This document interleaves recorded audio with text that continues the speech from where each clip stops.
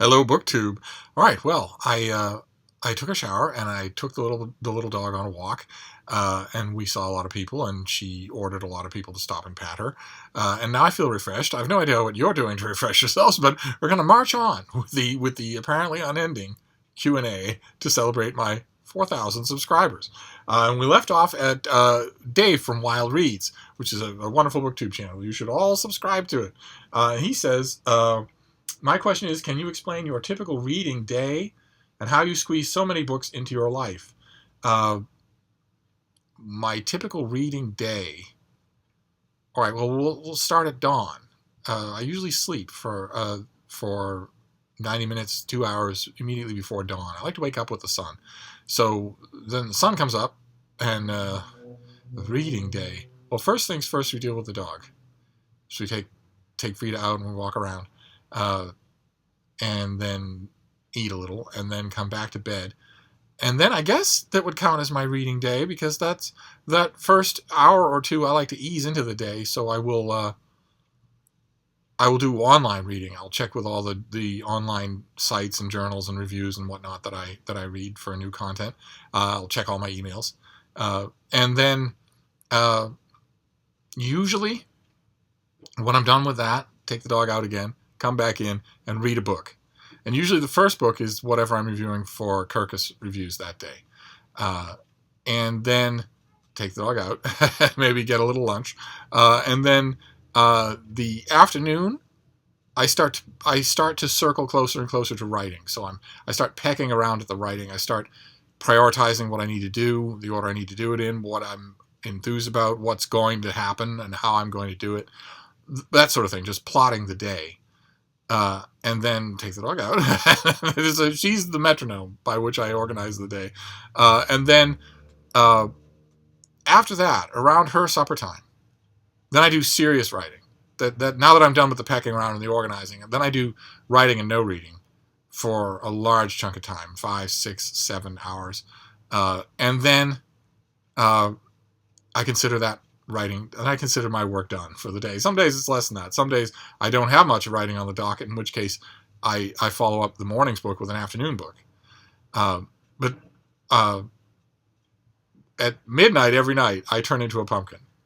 At midnight every night, I stop everything. I shut off all electronic devices, disconnect from all social media, stop writing, and I just read. I devote my total attention to it. By that point, the dog is sound asleep and he's not going to be awake until dawn, and the whole world is sound asleep, and I just get to concentrate completely. And that is that's a chunk of time. That's 5 hours, sometimes 6 hours. So that's a lot. That's when I do the bulk of my reading, totally uninterrupted, so that I can fly through it. Let's see here. Elena Macrodina says, it's story time. When are you going to tell us the anecdotes you're always promising to tell us? What was the second language you learned to read in? The second language I learned to read in was Latin. What was the topic, time period, battle, historical figure that started you on reading historical nonfiction? Julius Caesar. The writings of Julius Caesar. When I first realized that writing can be more than inventories and store receipts, that writing can actually shape or try to shape reality almost necessarily, and that fascinated and infuriated me. Kim J says, congratulations on 4,000 subscribers. Thank you for the many pleasant hours.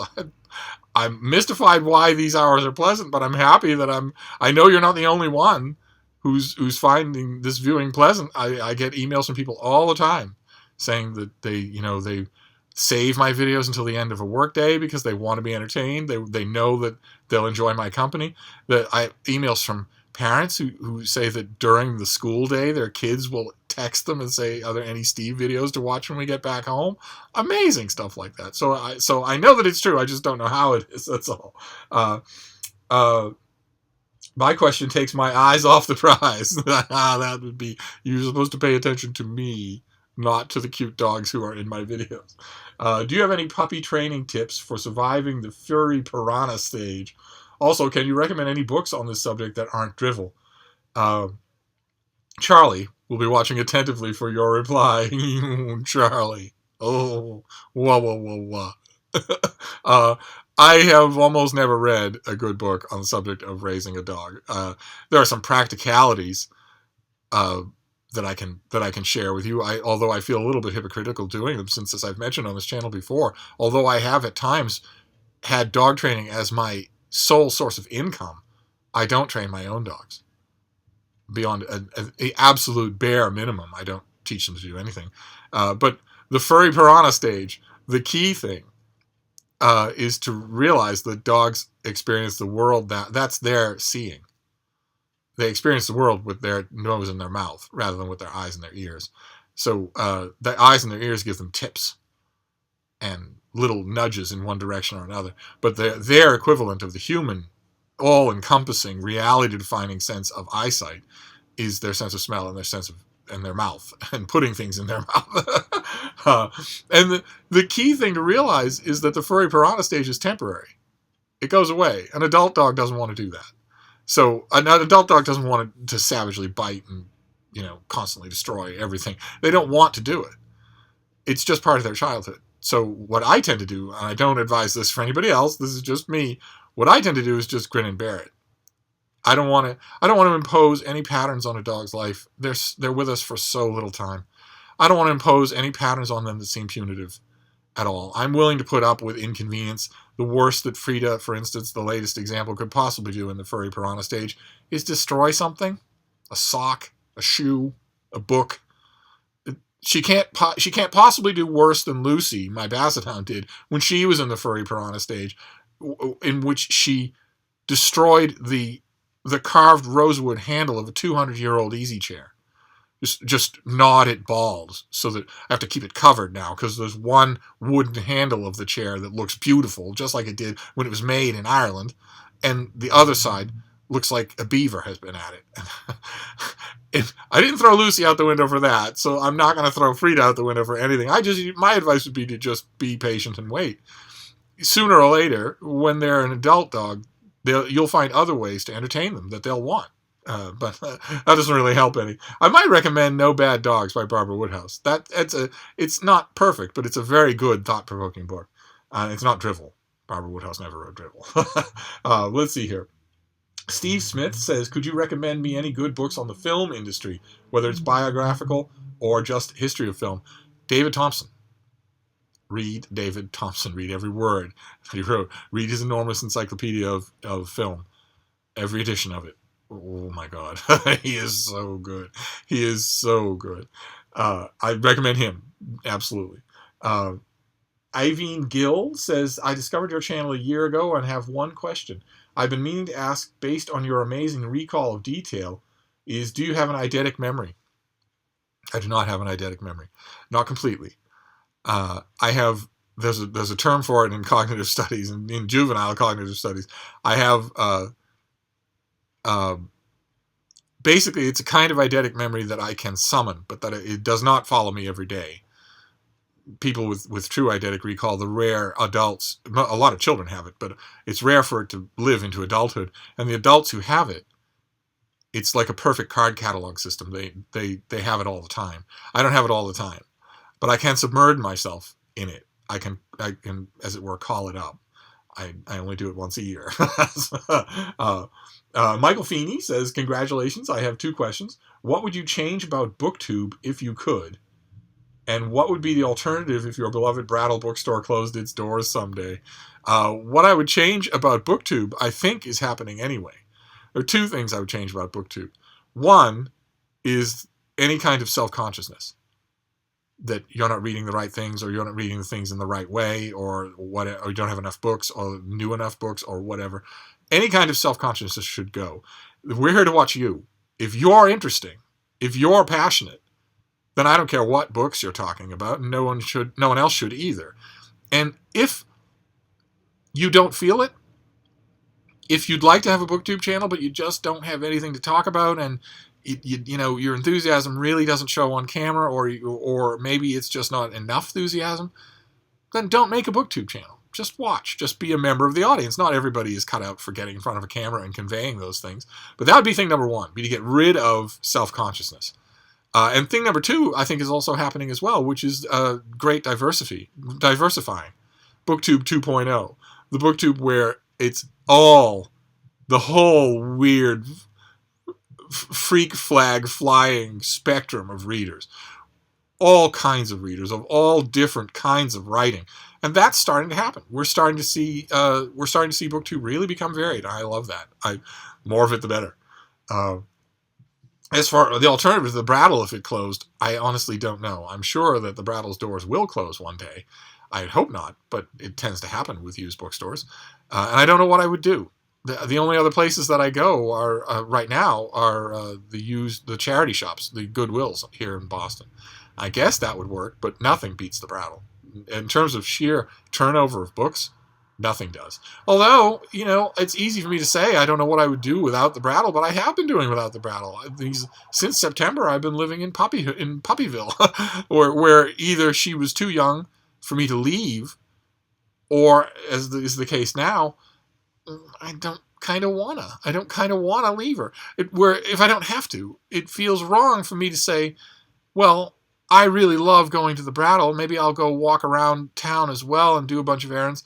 I'm going to enjoy myself that way, and the price is that you're going to be here and bored or miserable. So if it's an errand that I can take Frida on, then I do. But lately, I've largely stopped doing the errands that don't involve that. That's why I love having Deb come over to puppy sit, because then I know that Frida is not miserable. So I can go out and do that sort of thing with a clear conscience. But there is no other bookstore in Boston that comes close. So if that's the answer. James Holder says, congrats on hitting 4K. Awesome. My questions are, number one, what is the best ancient history books you would recommend? It would depend on the time, the level of expertise of the reader, and the subject matter. Number two, what presses send out catalogs on request? I don't have any idea. I imagine a lot of them have their catalogs on Edelweiss. It's a nightmare of a site to navigate, but it's really good for that. The ones that want their catalogs to be free to the public, I imagine they would post them there. I've been getting catalogs from publishers for so long that I as a reviewer, that I don't know any of their rules for what they send to just a member of the general public. I would try Edelweiss, the website Edelweiss. That it's basically just a collection of catalogs. And number three, what makes bad science fiction and fantasy?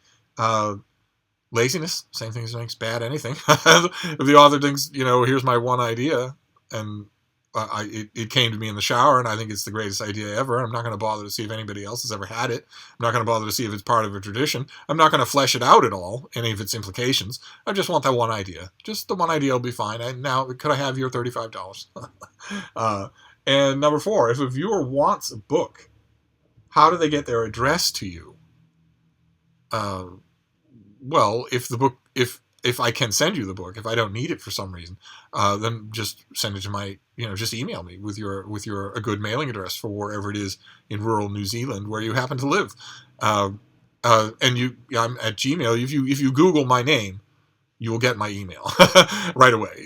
You'll get two Steve Donahues. One of them is a mid-Victorian jockey, and the other one is me. And I stress, I stress, they're not both me. Even though a couple of websites have actually done that Google search, saw those two names, saw a picture of me the way I look right now, and thought, oh, he looks old enough to be from the mid-Victorian era. So there are some sites out there where you can find an historical entry for the Steve Donahue is the mid-Victorian jockey, and the picture of it will be me. One way or another, I think my Gmail address comes up right away. Dustin Spiegel says 4,000. Wow, you and me both. I'm amazed. What are your thoughts on Fire and Fury by Michael Wolff? Well, for those of you who don't know, and I think there's anybody in the world who doesn't know, Fire and Fury is the name of a scandalous tell-all book by a gossip monger named Michael Wolff about the inside workings of the Trump White House. And it's sold more than any nonfiction book in American history. It's been pirated copies have been selling for a king's ransom all over the world. It's been it led the news for an entire 2 weeks of news cycle because it described a nightmare. It described a president whose an imbecile and a child, and it described a White House that isn't working at all, that's totally dysfunctional. And I thought that I mean, it's salaciously written. Michael Wolff is an entertaining writer. It's comes with its own gigantic Achilles heel, which is that he pretty much admits that most of the juicy bits he's making up.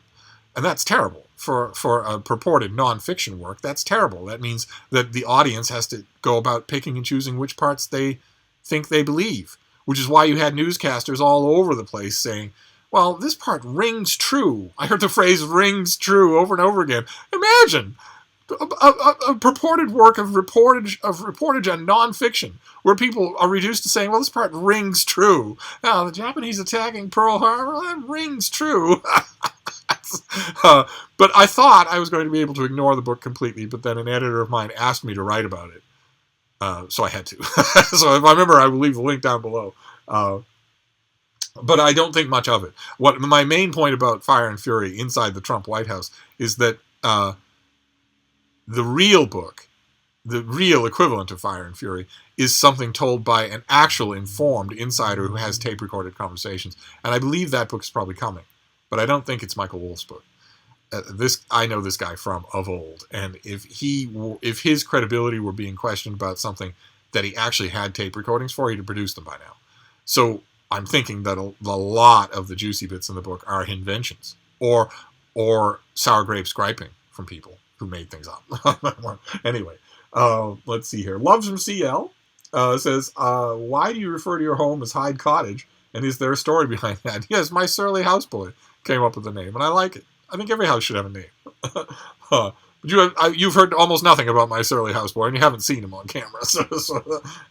Donna Kirby says, I'm quite sure there'll be more subscribers as your fame, knowledge, and personality spreads. Well, this fuselage of Q&A answers ought to squelch that idea. Who's going to subscribe after this?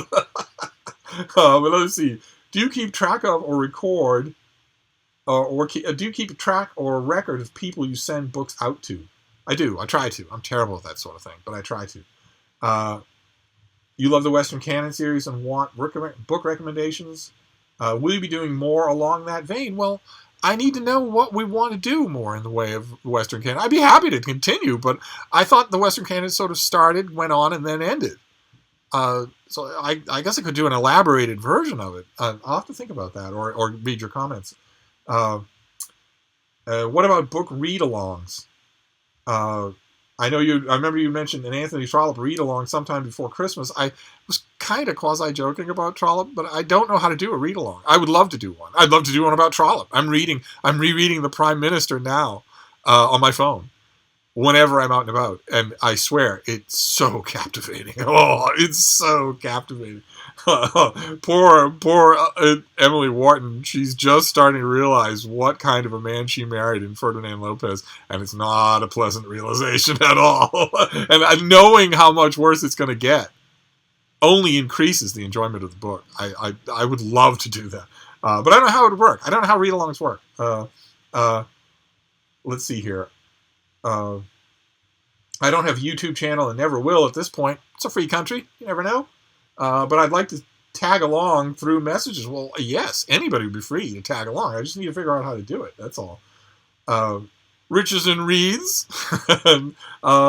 I remember you mentioning in one of your videos that you have spent time at sea. How about a favorite nautical story? Oh my God, how much time do you have? I have spent an enormous amount of time at sea. I have spent more time on the oceans of Earth than on the land of Earth. Enormous amounts of time, months at a time. And not all of the memories are pleasant. Well, you would know probably more than anyone else on Booktube. The time at sea is often tedious. It's often exhausting. It's not anything like the thing that people take, a pleasure cruise and think, oh, isn't the ocean wonderful? The ocean is every minute trying to kill you. And if you're in a position to know that, then you have been in a position where you have to fight to stay alive. Most of the time that I've spent on the waters of Earth, I've spent in wind-powered vessels, which I know backwards and forwards. I know every inch of them. That has led to some tense moments, especially when you can't outrun bad weather. It would be a whole video. A favorite nautical memory? There are so many. There are so many. But you know, when it's a wind-powered vessel and when it's been a long time that you've been away, as cliche as it is, my favorite memory was always returning to home, to your home harbor.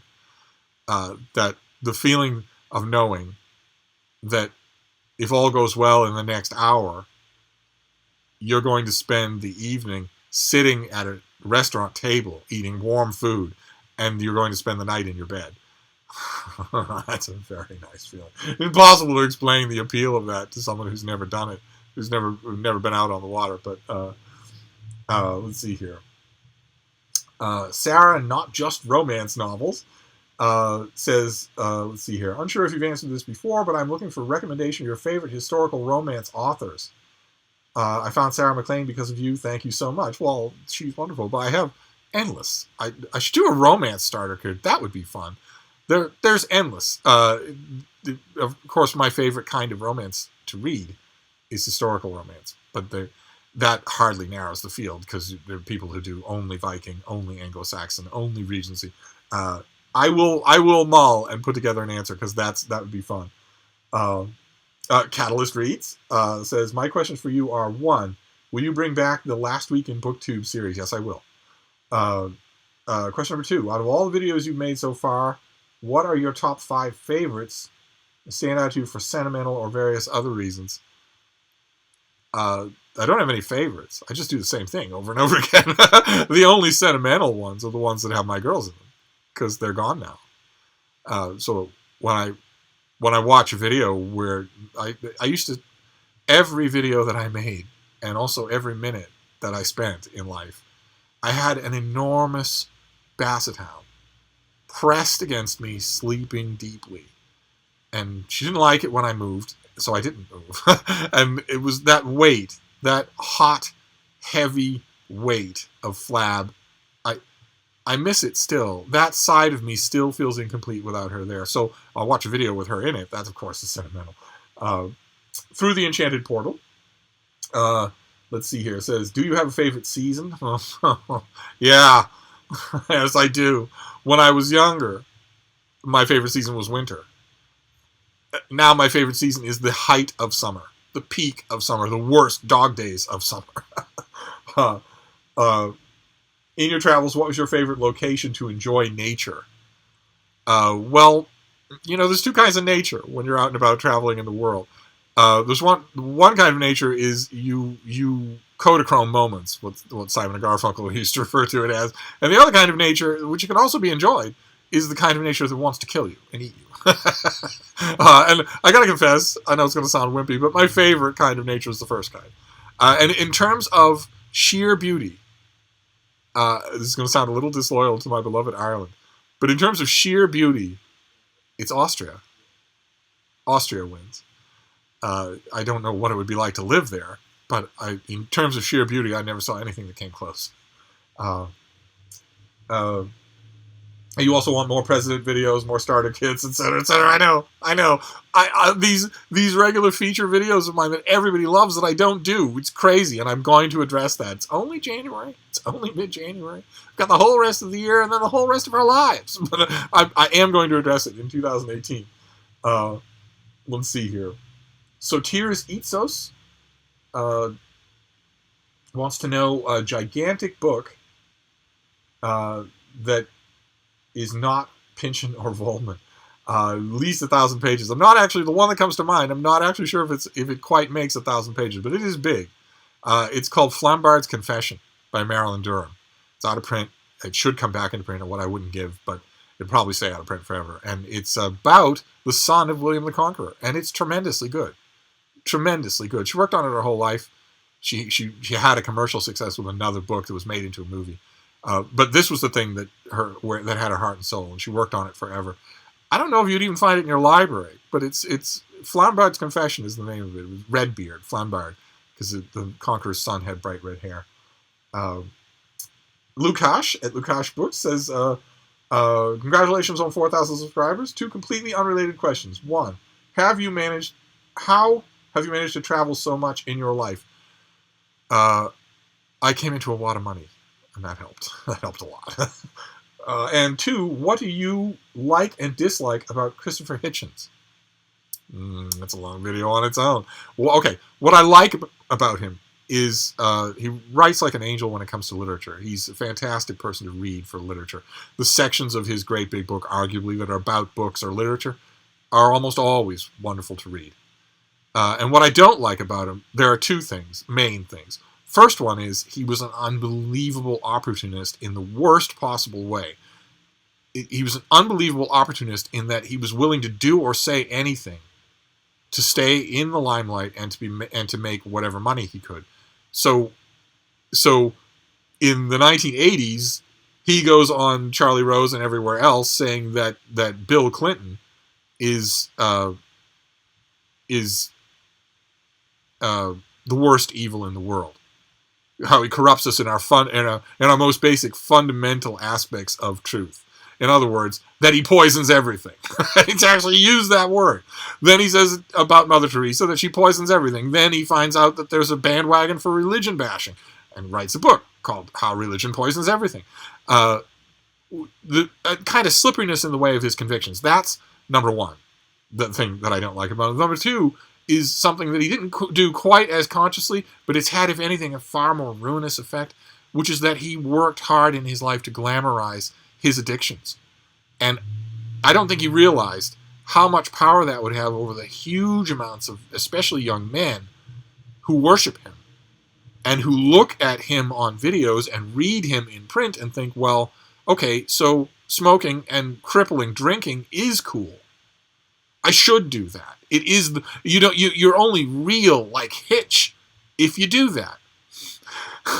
And they don't seem to realize that this is not a fad. It's not a rub-on tattoo that you're going to wash off in 2 days. If you give yourself these addictions, you're stuck with them for the rest of your life, just like he was.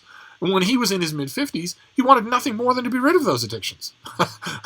So that part's not completely intentional on his part. He lived the way he lived and just refused to apologize for it. At the end of his life, in interviews, he would start to say, well, if anyone's listening and they're thinking about taking up tobacco or alcohol, don't.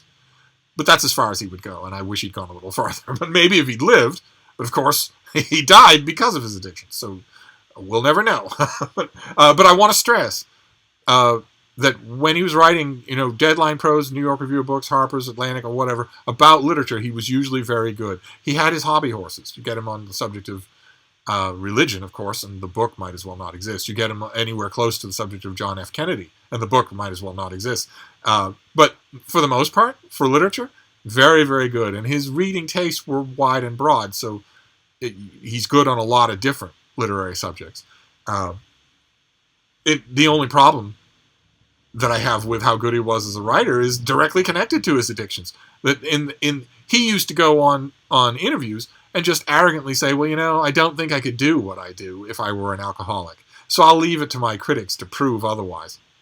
That's not how high-functioning alcoholism works, and he knew it. He knew it. You can see it in the works. You can, even on YouTube, you can see it. If you pick 5 Hitchens videos on YouTube at random, I guarantee you that in 2 of them, he's visibly drunk. In front of an audience. In front of a paying audience. Total autopilot. Doesn't even know where he is. And same thing is true in his writing. An incredibly well-read, incredibly intelligent man. Look at his writing. Pamphlet after pamphlet after pamphlet. God Is Not Great is the longest work he ever did. And it's extremely episodic, and the chapters don't knit well together. His writing, if you look at the actual books, you see the work trail of an alcoholic. Someone who could only do about that much and no more. Maybe that would have changed as his life went on. Maybe he would have written a real book or 2 instead of these 110-page pamphlets. But who knows? Anyway, it's a long subject. I could go on about Hitchens for a while. He and I jousted in print a couple of times, and it wasn't pretty. The Bald Book Geek asks, if you do it, my question is, what is one book that you hate? Oh, God. I hate many books. I hate many, many books in many seasons. I just read one the other day about the faith of atheism, speaking of Christopher Hitchens, where the author goes on and on about how atheism is a religion. knowing that the author knowing that he's lying. Went on and on along that line. The book was written for the credulous. The author knows it's a lie. He pursued it right to the end. Anyway, of course, so I read it with deep hatred. But lots of other things too, but too many to mention. And then we have this is, I think, the last one. This is why this video has gone long. This one's 30 instead of 20. This is from PRCZEK02. And it is, it's been great to see the development of your channel. What development? I was rambling and ranting in video 1, and I still am. I'm amazed any of you have stuck around this long. I'm very grateful for your company. Well, now that part is true. I am tremendously grateful for the company of my lame-ass Booktube friends every day. It's wonderful. It really is. I've been here since 1K subscribers and have been and it's been enormous fun. Oh, thank you. I wish you all the best and hope you stay here with us on Booktube for many, many years. I don't have a question, only a suggestion. I really love your series of Presidential Library, Western Canon, intros into subjects, videos on writing. I'd love to see more of these. Okay. All right. That's our last question, and it's a good note to end on because I want to stress message received. I need to do more of the things that all of you are asking me to do, so I will do that. I will do that.